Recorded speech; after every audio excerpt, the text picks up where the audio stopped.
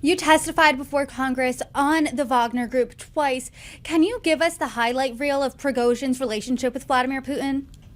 Sure, there was some kind of a relationship. It's not clear that it was direct knowledge of each other, but they were in a similar milieu of organized criminal networks in the early 1990s in St. Petersburg, from everything we know from investigative reporting at that time.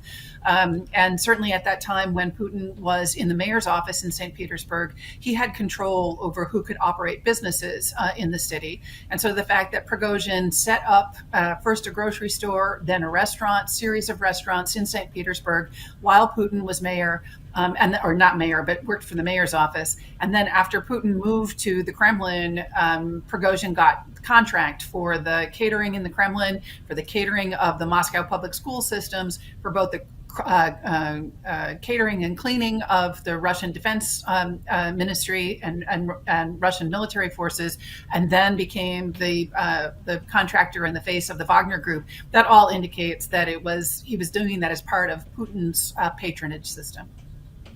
And Putin just released a statement or had some words on Prigozhin. Right before you and I talked, the Associated Press said this.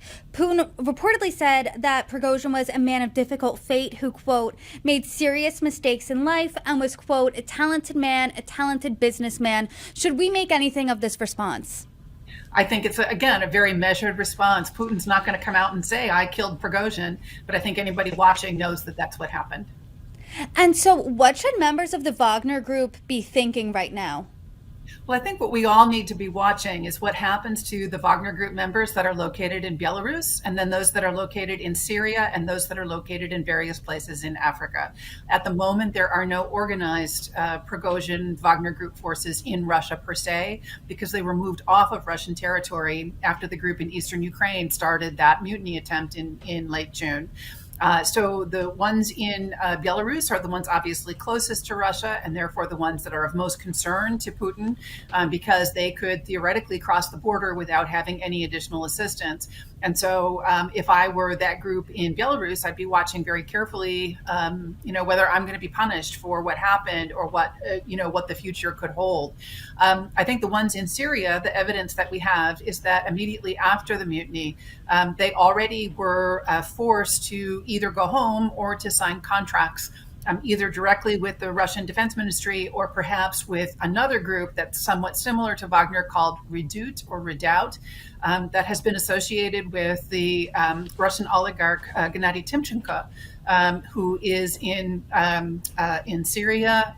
He has a number of phosphate enterprises there, as well as oil and gas enterprises. And the Redoubt group has been providing guard duty for him. And so it would be very easy for those Wagner forces that were in Syria providing oil and gas guarding duty for Prigozhin to just shift now to being part of the Redoubt group. We don't know that that's happened, but it looks like it might have happened.